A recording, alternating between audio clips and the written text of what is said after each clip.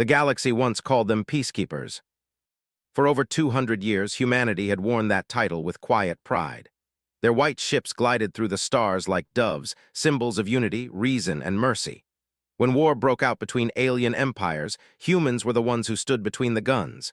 They carried no banners of conquest, no hunger for planets. They came only to stop the bleeding. The younger races trusted them, even feared them in a respectful way. Humans were strong, yes, but they had learned to hold their strength in check.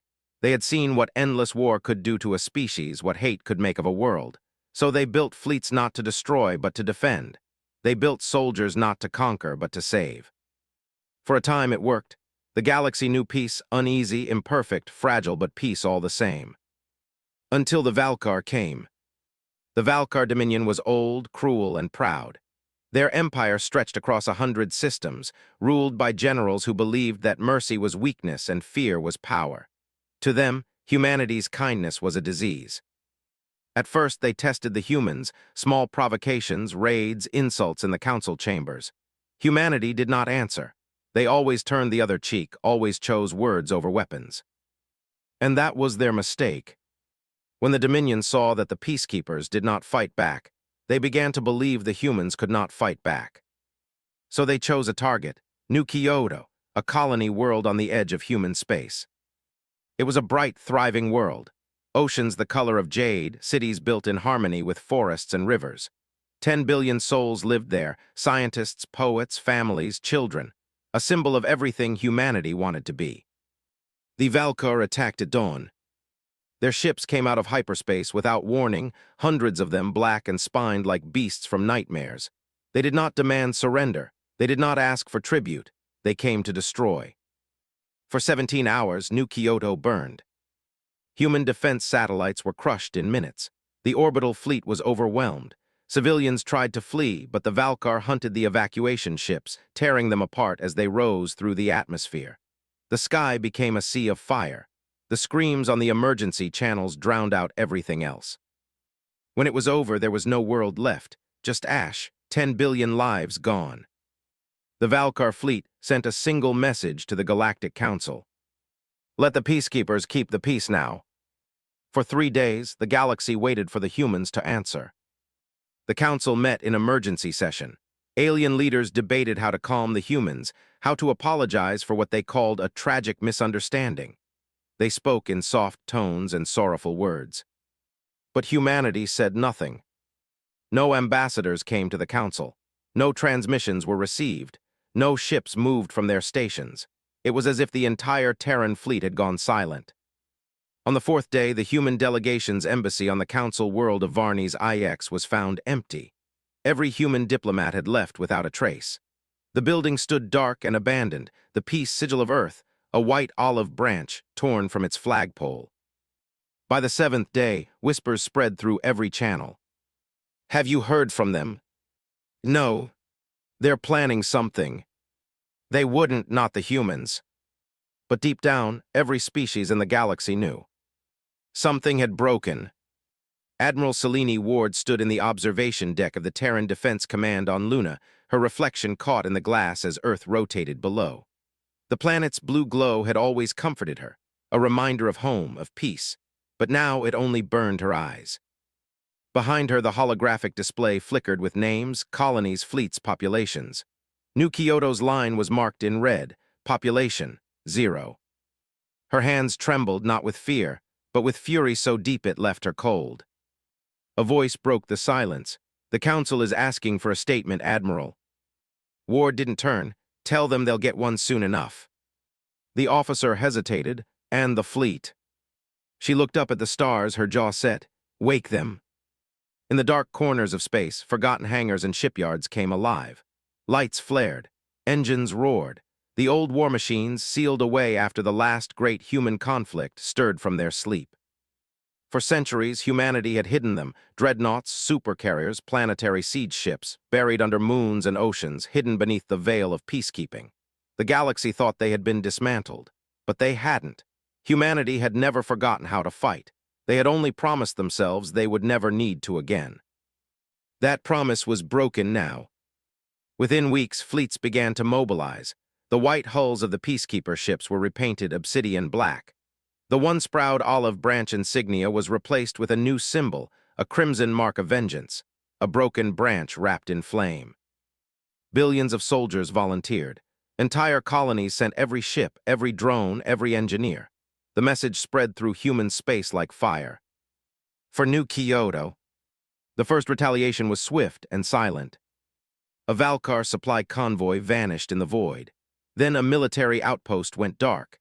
By the time the Dominion realized what was happening, 20 of their colonies had been erased from existence. No demands were made, no threats were sent. Humanity did not speak. They simply acted. And the galaxy began to understand the truth. The Peacekeepers were gone. What remained were Avengers, cold, efficient, unstoppable. In the 10th week after New Kyoto's destruction, the Galactic Council finally reached humanity through a secure channel. The screen filled with the face of Admiral Ward, her uniform dark, her expression unreadable. The council speaker, a frail insectoid named Calith, trembled as he spoke. "Admiral Ward, we grieve with you, but the path of vengeance will bring only more pain. Please stand down. Let us." Ward cut him off with a whisper. "You mistake us, speaker. We are not at war." Calith blinked. "Then what are you doing?" Ward's eyes turned to ice. "We're ending it." Then the transmission ended. Days later, the Valkar home system lost contact with its border worlds. Their sensors picked up movement, thousands of signals approaching fast. Human ships. No, not ships, armadas. Each one larger, deadlier, more advanced than anything the Dominion had ever faced. The last transmission from the Valkar commander of the Outer Defense Ring was short and frantic. They came out of the dark. No warnings, no mercy, the Peacekeepers. The signal cut off. The war had begun.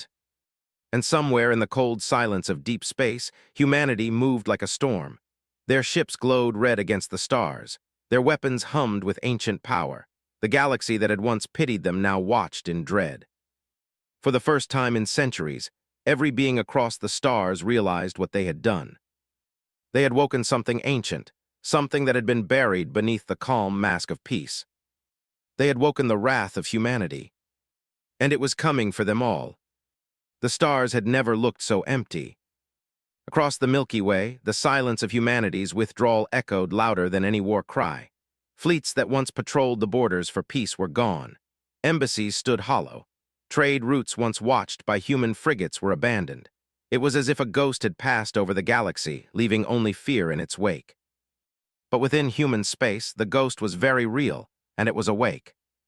The United Terran Defense Armada, long hidden behind layers of treaties and false humility, had returned. What had been known as the Peacekeeper fleet was now a storm of black hulls and blood-red insignias. They no longer carried olive branches, they carried judgment. Admiral Selene Ward stood aboard the UTS Nemesis, flagship of the newly reborn Terran Armada. The bridge was alive with quiet tension. Screens glowed, officers spoke in clipped tones, and the low hum of power coursed through the metal beneath her boots. Outside, the vast body of the Nemesis hung in orbit above Mars, its black armor drinking in the light of the sun. It was more fortress than ship, a supercarrier capable of unleashing 100,000 war drones with rail cannons long enough to pierce moons. It was humanity's new face. Ward's voice broke the silence. "Status." "Fleet Alpha is fueled and armed," said Captain Reyes beside her. "Omega and Theta groups are aligning for slipspace entry. Orbital weapon platforms are charged." Ward nodded once. Her eyes didn't leave the stars. "Then we begin." A soft murmur passed through the crew. The time had come. Hours later, on the edge of Dominion space, the darkness erupted. Thousands of human ships emerged from slipspace like falling stars, silent, cold, precise. The first target, Valkar Prime Defense Station, a massive ring fortress guarding the Dominion's inner worlds. The Valkar commander, an old reptilian named Cathar, watched the radar in disbelief as the human fleet materialized. "Count them," he hissed. His aide stammered. More than 300, sir." 300 against a ring station and 600 of our ships." Cathar's voice was sharp with mockery. "Then today the Peacekeepers die." He did not yet understand. The humans fired first. No warnings, no demands, just pure blinding light. Thousands of kinetic projectiles screamed through the void, moving at a fraction below light speed. They hit like the fists of gods. The first salvo tore through the Valkar fleet, turning ships into molten debris. The second cracked the station's outer ring. Cathar barely had time to shout orders before the third strike hit. The explosion consumed the command deck, vaporizing him and everything around it. The entire battle lasted 11 minutes. When the human fleet left, there was nothing left to bury. News of the destruction spread faster than light. Every Dominion world received the same encrypted message. It came in perfect Valkar dialect, cold and calm. "This is not peace, this is consequence." Then silence. Panic erupted in the council chambers. Dominion generals argued over strategy. Should they counterattack? Should they surrender? None could agree. They had never faced an enemy like this, an enemy that didn't negotiate, didn't gloat, didn't even reply. The humans didn't want territory. They wanted retribution. Weeks passed and the attacks grew bolder. Human fleets appeared in multiple systems at once, striking deep into Dominion space. Entire shipyards vanished.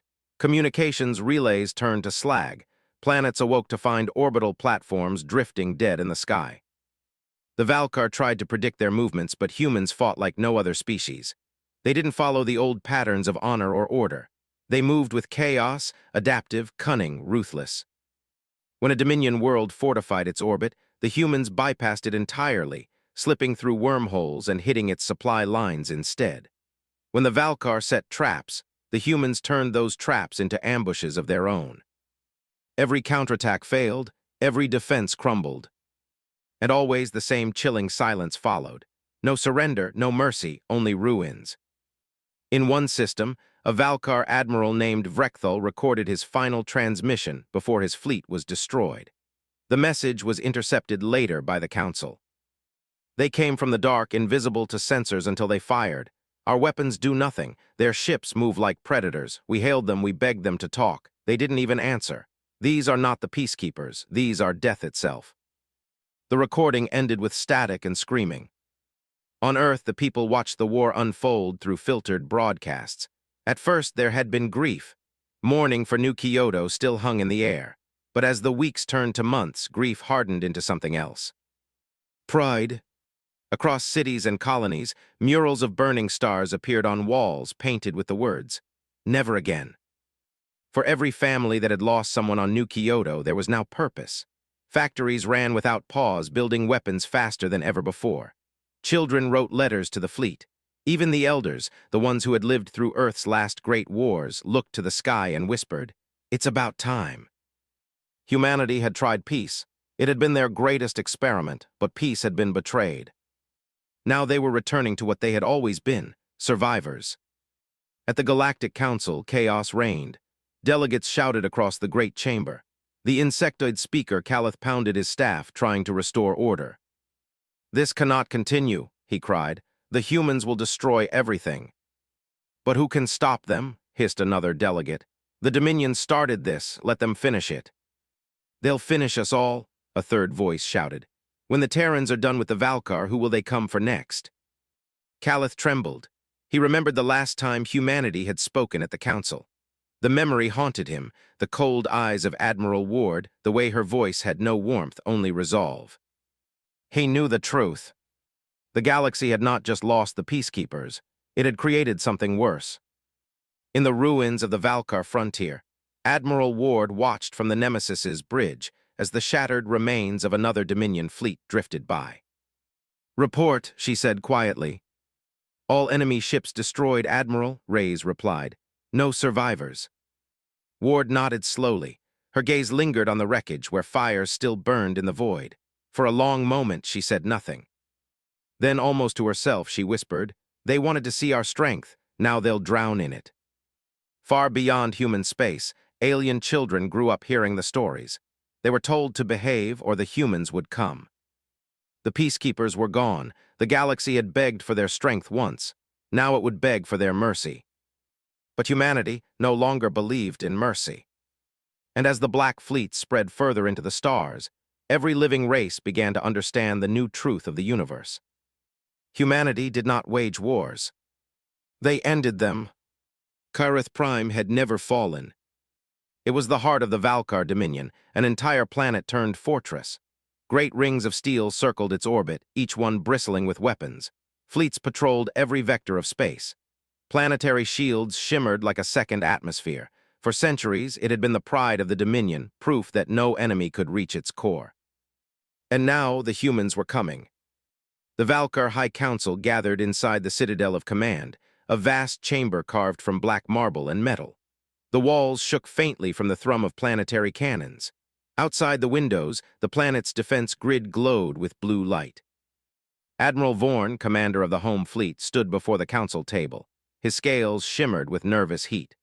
Reports confirm human forces have entered the outer rim. Their fleets move fast, too fast. They've destroyed 4 defense stations and 37 patrol groups. Councillor Drow hissed in disbelief. 4 stations? Impossible. Kareth's defense line is impenetrable. Not to them, Vorn growled. They don't fight like we do, they hit and vanish. Their ships don't follow formation, they strike from every angle as if they know where we'll be before we move. Another councillor slammed his claws on the table. Then bring more ships, we have millions. Vorn turned, his voice heavy. We already have, and they are dying all the same. A cold silence fell over the chamber. Finally, the High Chancellor leaned forward, his eyes narrowing. Then we will make them bleed here at Kareth Prime, activate every cannon, every fighter, let them come. He smiled, a thin, arrogant smile. We will show the galaxy that the Dominion does not bow to humans. But outside, in the void between stars, the humans were already watching. The UTS Nemesis hung at the edge of the Kareth system, cloaked in a field of folded light. On its bridge, Admiral Selene Ward stood before a vast holomap of the enemy formation. The Dominion's defenses filled the screen, an ocean of ships, millions strong. To most, it was an impossible wall of firepower, but to Ward, it was just a target. Begin Phase 1, she said softly. Captain Reyes nodded, signaled to all fleets. Across the stars, the order spread like thunder. Then the dark came alive. Human ships burst from slipspace by the thousands, black and silent, moving like hunters through the night. They did not announce their presence. They did not demand surrender. They simply attacked. The first wave of kinetic strikes tore through the Dominion's outer fleets. Entire cruisers split apart before they even realized they were under fire. Seconds later, the second wave hit, war drones by the tens of thousands, each one carrying fusion charges that could pierce battleship armor. The sky over Kareth Prime became a storm of fire. Admiral Vorn screamed orders across the comms. Hold formation, return fire, activate the planetary shield. Shields at 80%, someone shouted. They're targeting the generator rings. Protect them, Vorn roared. But it was too late. A squadron of human stealth bombers slipped through the chaos, invisible to scanners. They struck the shield generators with pinpoint precision. One by one, the glowing towers that powered Kareth's protection erupted in fire. The planetary barrier flickered, then died. Kareth Prime was naked. Vorn's breath caught in his throat. No, this cannot be. Then the orbital bombardment began. From the Nemesis, Admiral Ward watched the feed in silence. Her expression never changed as the surface of Kareth Prime lit up with explosions. City grids cracked apart. Defense bunkers melted under plasma fire. Entire continents burned. Ground forces launch, she ordered. Dropships fell through the atmosphere like shooting stars. Terran Marines in black armor descended by the thousands, landing amid fire and ruin.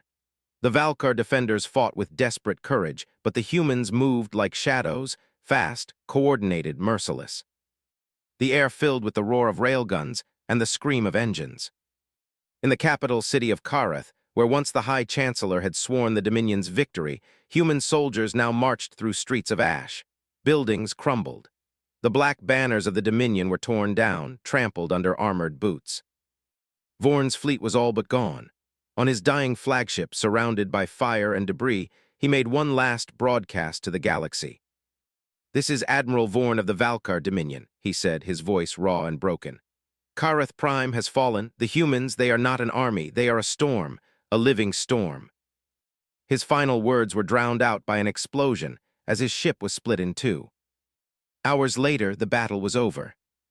Kareth Prime, once the most fortified planet in the galaxy, was a graveyard.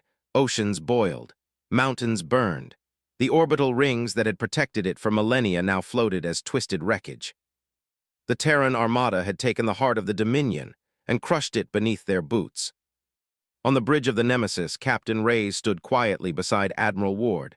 "The planet is secure, Admiral. Resistance has ended." Ward's eyes were fixed on the burning world below. "Secure," she repeated softly. "No, nothing about this is secure." He looked at her, unsure what she meant. She continued, her voice low. "This is what happens when mercy is mistaken for weakness." Then she turned away. "Transmit the message." Across the galaxy, every transmission screen, every comm tower, every public broadcast suddenly went dark, and then flickered to life with the image of a human admiral standing before a field of flame. Her voice was steady, her eyes cold. "This is Admiral Selene Ward of the United Terran Defense Armada. Kareth Prime has fallen. The Dominion has paid for New Kyoto." She paused, letting the silence carry her words. "We offered peace once. You spat on it. You called it cowardice. You believed we would not fight. You were wrong." The screen showed the burning planet behind her. "We are not peacekeepers anymore. We are the reckoning you asked for, and we will not stop until every empire that thought us weak remembers why humanity once ruled the stars." Then the transmission ended. For the first time in history, the galaxy truly understood what humanity was capable of.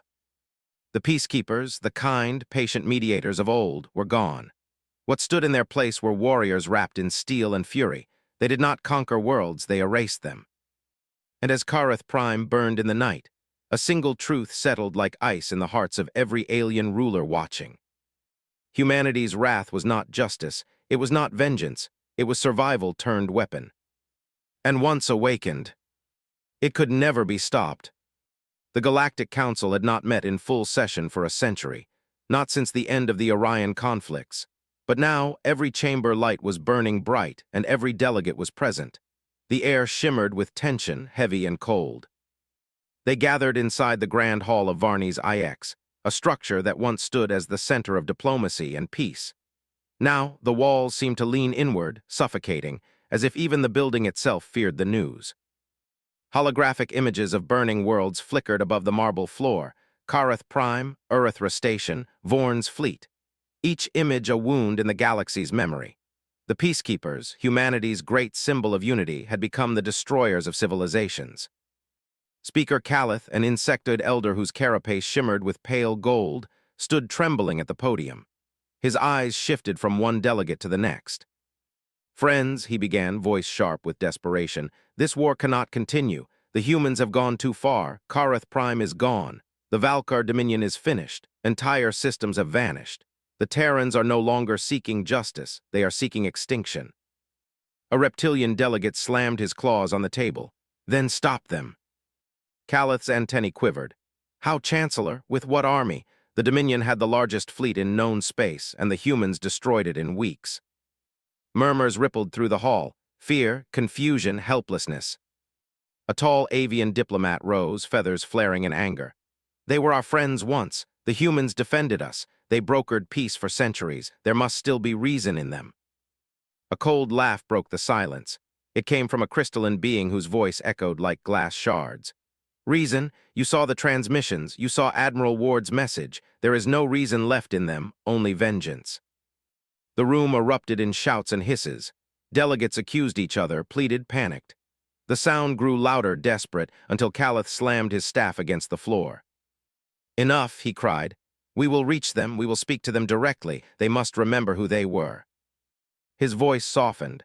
"We must remind humanity that they once stood for peace." But far away, beyond the light of that chamber, humanity no longer listened. High above the shattered remains of Kareth Prime, the Terran fleet drifted like a black tide. The stars were veiled behind the wreckage of what had once been the Dominion's pride. On the bridge of the UTS Nemesis, Admiral Selene Ward stood alone. The war was far from over, yet her victory felt hollow. She watched the ruined planet on the screen, a smoldering marble of ash and molten rock. Her reflection stared back at her, unreadable. Captain Reyes approached quietly. The Council is requesting communication again, Admiral. It's the 5th time this week. Ward didn't move, and what do they want this time? They claim to want peace.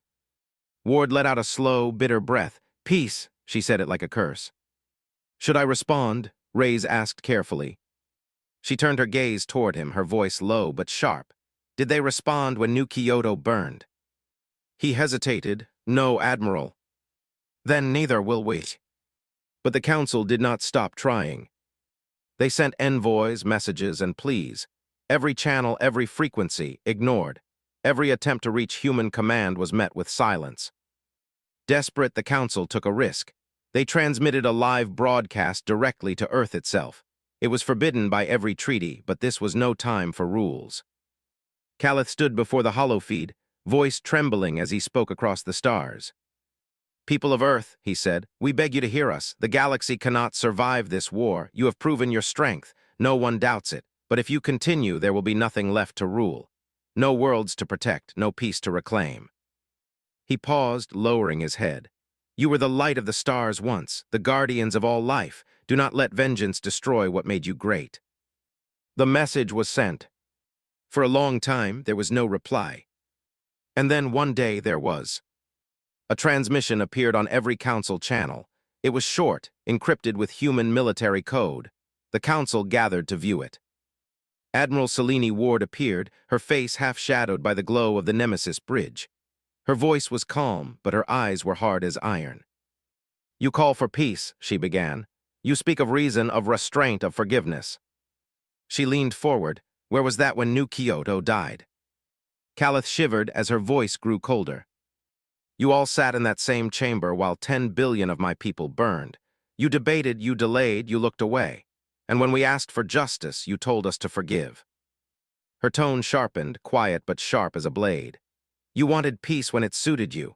You wanted mercy when it was your enemies dying. Now you'll learn what mercy truly costs. Her eyes lifted, unblinking.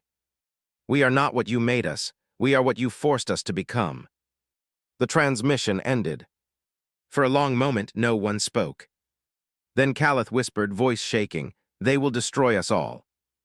The next week, the Council's main orbital citadel over Varney's IX was destroyed. No warning, no declaration, no survivors. Witnesses from nearby systems reported seeing a single Terran warship, massive, dark, silent. It drifted past the planet's moon, fired once and vanished into slipspace. The Citadel's wreckage burned in orbit for days. Every government, every race, every empire saw what had happened, and they understood the message. There would be no more negotiation, no more appeals. Humanity had spoken. Back aboard the Nemesis, Admiral Ward watched the news feed from the Galactic relay. Reports of panic flooded the networks, mass evacuations, fleets retreating to hidden systems, alliances breaking apart. Humanity had become the name mothers whispered to frighten their children into obedience. Reyes approached again, quietly. We've received surrender signals from several species, Admiral. They're offering their ships, their worlds, anything to avoid destruction. Ward didn't look away from the screen. Tell them we don't want their worlds. Then what do we want? Reyes asked. Her eyes were dark, distant. We want them to remember. In the void of space, the Nemesis turned slowly toward its next destination. Behind it, Karath Prime burned like a dying star. Ahead, new targets waited. And across the galaxy, every ruler, every soldier, every frightened citizen understood the truth. The Peacekeepers were gone. The old humanity, the merciful, patient, diplomatic race that once brought light to the galaxy, had died with New Kyoto. What remained was something new, something colder, sharper, unstoppable. Humanity no longer spoke the language of peace. They spoke the language of fire. And the galaxy, for all its pride and power, could do nothing but listen. The Valkar Dominion no longer had a capital. Karath Prime was dust and its rulers were dead. But still, their fleets clung to the edges of space, scattered and desperate. They fled from world to world, hoping the humans would stop, hoping that vengeance had a limit. It did not. The humans came like a tide that swallowed suns. Their fleets struck in silence, one moment nothing, the next fire and ruin. The Dominion's admirals tried to regroup, but every time they gathered, the Terrans found them. It was as if the humans could read their minds, as if vengeance itself had eyes. In less than a year, the Dominion's empire was gone. Entire star clusters went dark. Trade routes became graveyards of wreckage and twisted metal. The few survivors who escaped spoke of human ships that moved faster than thought, that fired weapons unseen before in any war. They called them the Black Angels, because they came from the dark and brought the end. Admiral Selene Ward stood in the command chamber of the UTS Nemesis, her hands clasped behind her back as stars drifted past. Her face was calm, almost serene, but her eyes never softened. Before her, the tactical hollow showed a web of Dominion systems collapsing one by one. Red marks, human fleets, spread through the map like veins of flame. Captain Reyes entered quietly, his voice low. "Admiral, the Dominion's High Council has sent another surrender offer. They are willing to give us every planet, every ship, if we spare their remaining colonies." Ward didn't move. "How many colonies remain?" "3, Admiral." She turned then, her gaze piercing. "And how many did they spare on New Kyoto?" Reyes swallowed hard. "None." "Then give them the same mercy." The Dominion's last stronghold was Erebus Gate, a massive station built around an ancient wormhole. It was the largest military outpost ever constructed, miles of metal, armed with enough firepower to vaporize moons. Every surviving Valkar ship gathered there, 1 million vessels, each carrying the last hope of their species. Admiral Krell, a scarred veteran of 1,000 battles, stood before his officers. "We will make our stand here. The humans are powerful, but they bleed as we do. We will show them that the Dominion does not die quietly." His crew shouted their approval, but beneath the roar, fear crept through their hearts. Because outside, in the dark between stars, humanity was already waiting. The Terran Armada arrived in silence. 10,000 ships, small compared to the Dominion's million, but each one a masterpiece of destruction. Their hulls absorbed light, their engines whispered like ghosts. At the heart of them, the UTS Nemesis glided forward, leading the way. Reyes stared at the tactical screen. "Admiral, their numbers outmatch ours by 100 to 1. Ward's expression didn't change. "Then we won't fight them like equals." She raised her hand. "Deploy the Leviathan protocol." The bridge fell silent. The crew exchanged uneasy looks. "Ma'am," Reyes said carefully, "that weapon, it's untested. We don't know what it will do." Ward's voice was steady. "Neither will they." The Dominion opened fire first.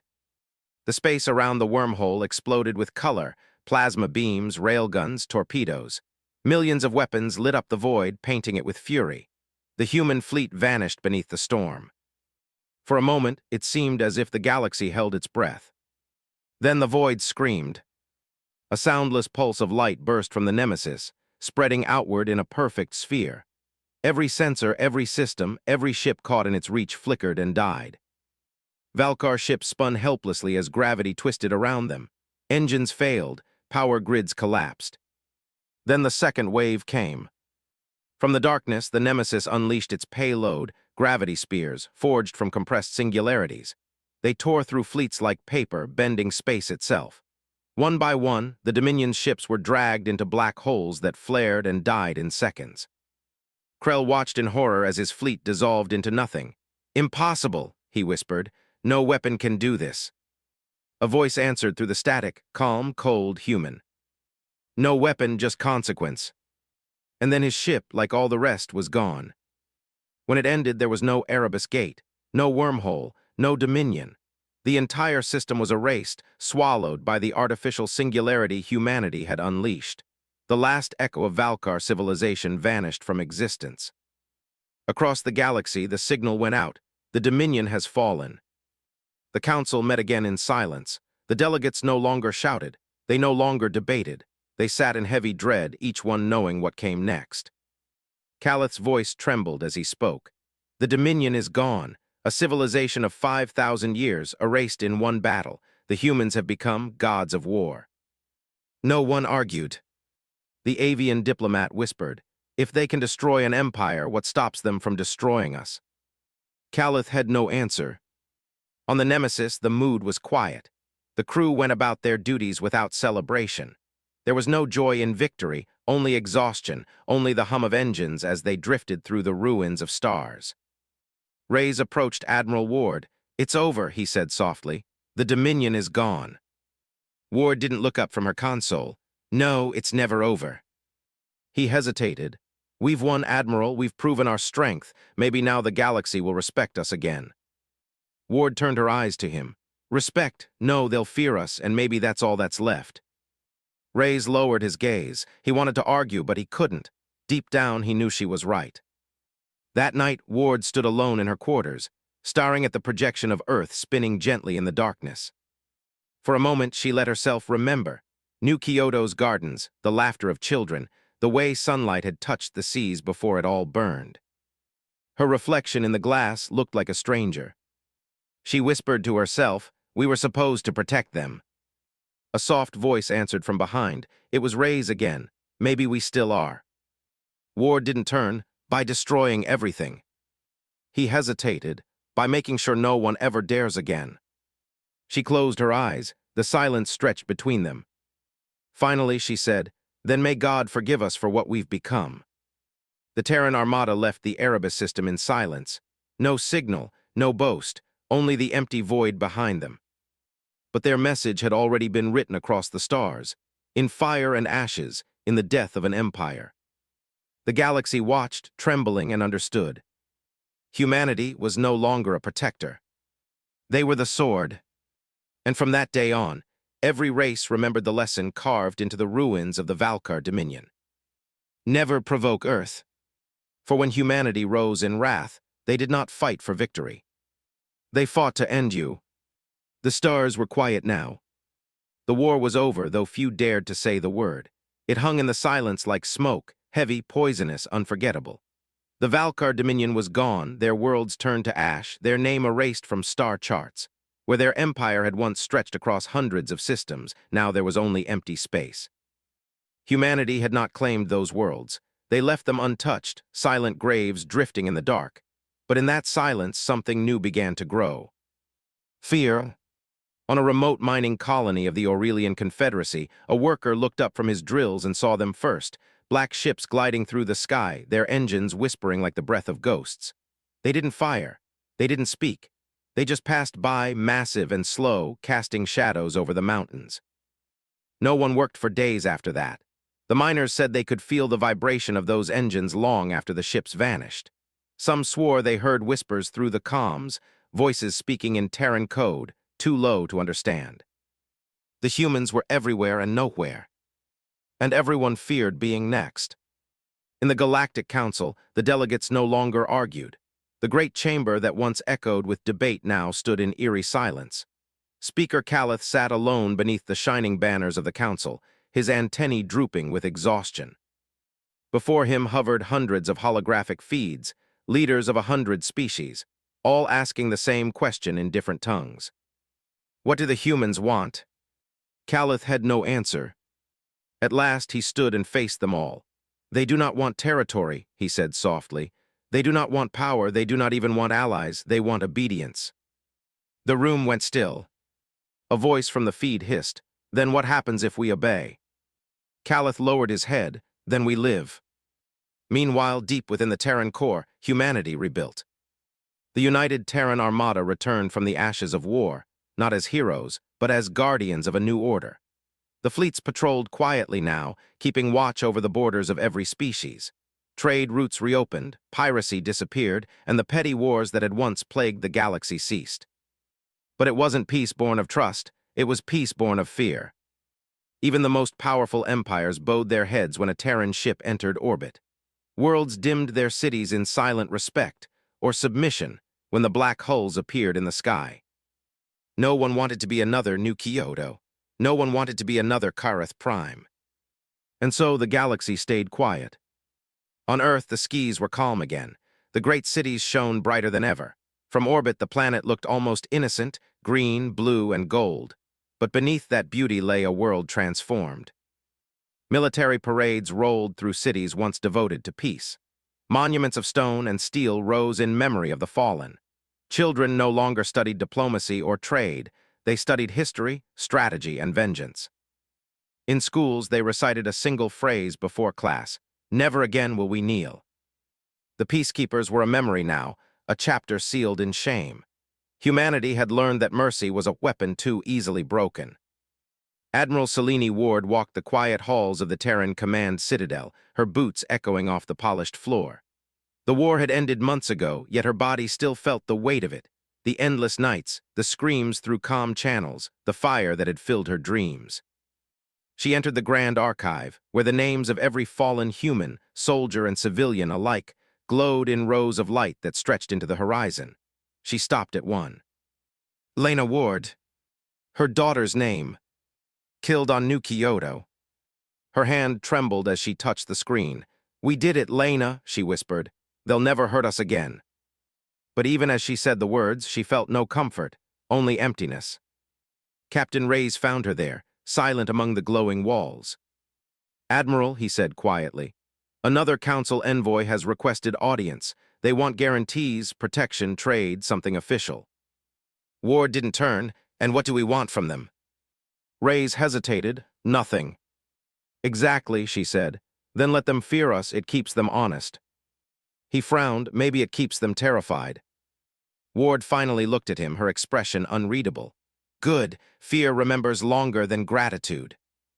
Far beyond human space, alien empires whispered stories in the dark. They said the humans had found new weapons, machines that could turn stars into firestorms, ships that could vanish between moments. They said Earth had built a fleet so large it could blot out the light of a sun. Children of every species grew up hearing the same bedtime warning: sleep, or the humans will come. But the humans didn't come for conquest. They didn't send demands. They didn't even communicate unless provoked. They simply watched, and that made the galaxy even more afraid. One night in the heart of the Andromeda Rift, a small pirate armada made the fatal mistake of attacking a human convoy. They expected merchants and transports. Instead, they met a single Terran escort ship, a destroyer named Obsidian Spear. The pirates hailed the humans, laughing, taunting them. The destroyer didn't reply. It just opened fire. When the smoke cleared, nothing was left, not even debris. The surrounding nebula burned for days, visible from nearby systems. The Council sent a protest message to Earth. No answer ever came. The message simply vanished. Back on Earth, Admiral Ward stood before a new symbol rising over the Terran citadel. It was carved into black stone, the broken olive branch of the old Peacekeepers, now surrounded by a ring of flame. At the dedication ceremony, she spoke to a silent crowd of soldiers and civilians. "Once we sought to be the voice of reason," she said.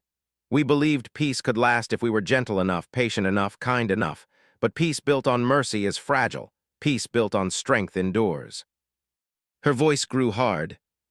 "The galaxy thought our compassion made us weak. They were wrong.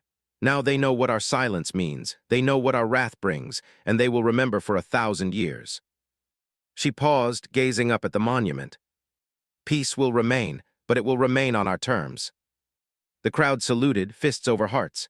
The anthem rose, not soft, not mournful, but fierce and proud.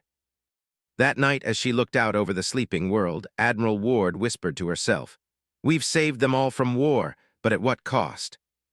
The stars outside glittered like distant eyes, watching, wary, waiting. The galaxy slept in peace, yes. But it was the kind of peace that came when predators had fed and gone silent.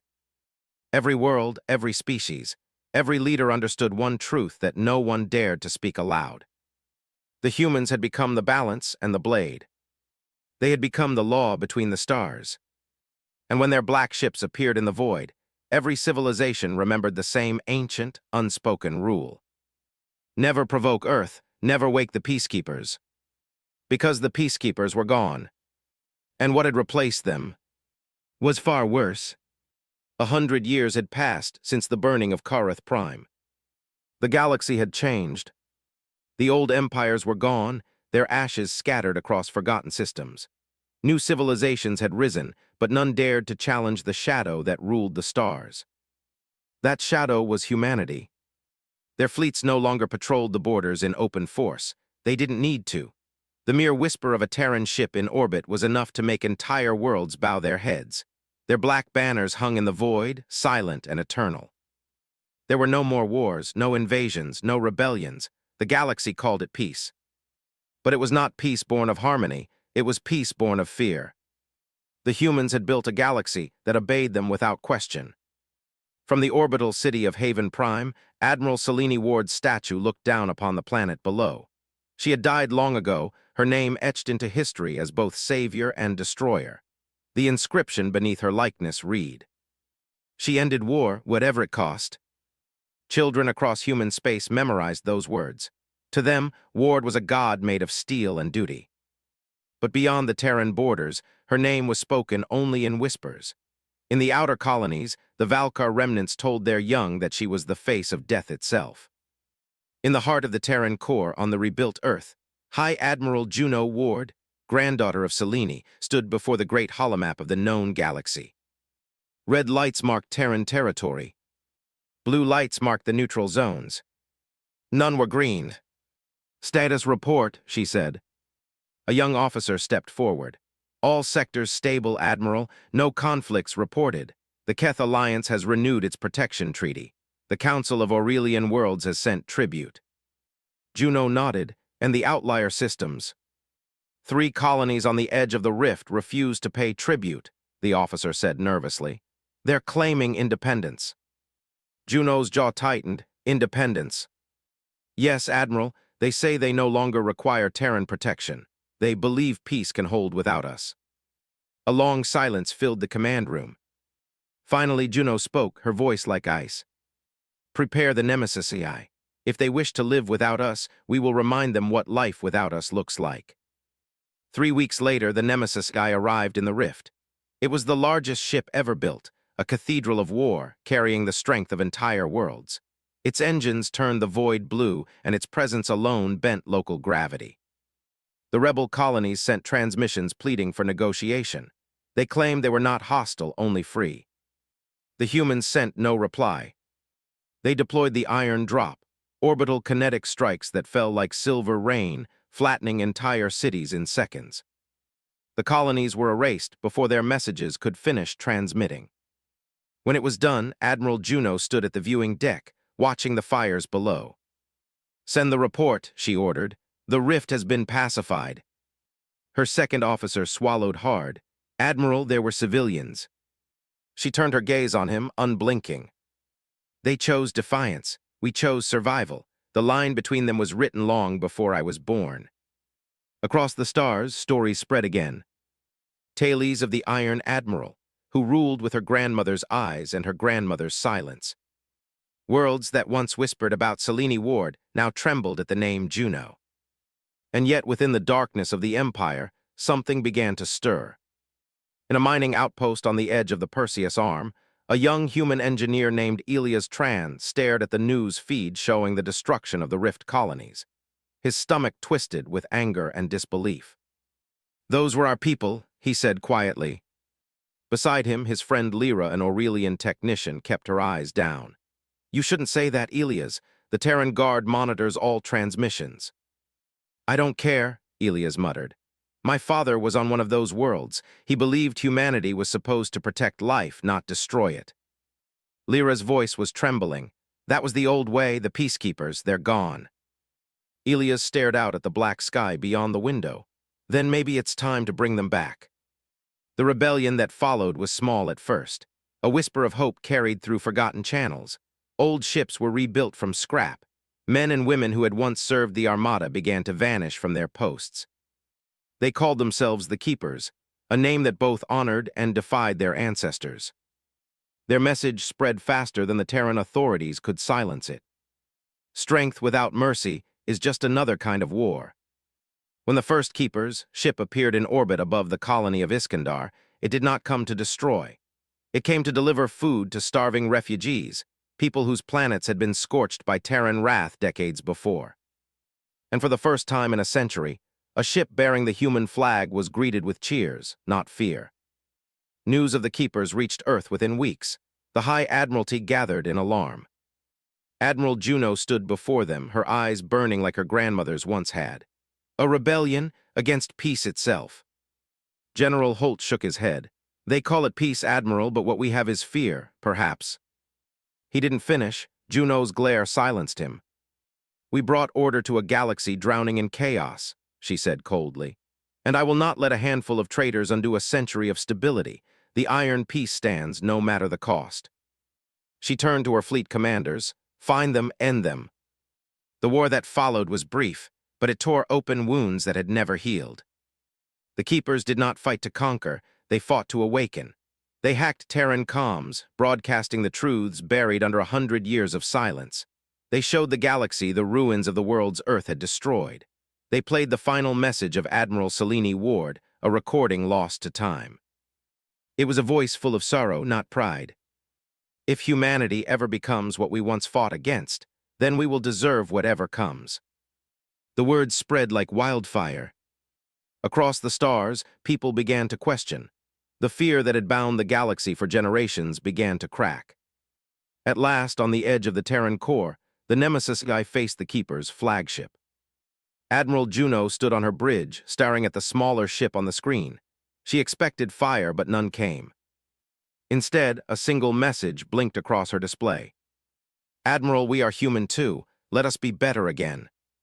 For a moment, her hand hovered over the command console. Her eyes trembled. She saw her grandmother's reflection in the glass, the same cold gaze, the same impossible burden.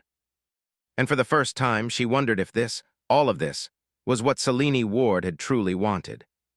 She lowered her hand. Stand down, she said quietly. Her officers froze. Admiral. Stand down. The Nemesis AI powered down its weapons. The void went still. For the first time in a century, the galaxy exhaled. The war didn't end that day, but something greater began. A conversation, a spark, a memory of what humanity had once been. The Peacekeepers would not return overnight, but their spirit had survived, in the hearts of those who still believed in mercy. And though the Iron Peace remained, cracks had formed in its surface. One day, perhaps soon, it would shatter. And when it did, the galaxy would see humanity not as gods or monsters, but as something greater. As people, and across the stars, old legends whispered again. Not of the destroyers, not of the warlords, but of the guardians who once carried light into the darkness. The Peacekeepers would rise again. And this time, the galaxy would remember that mercy can be stronger than fear.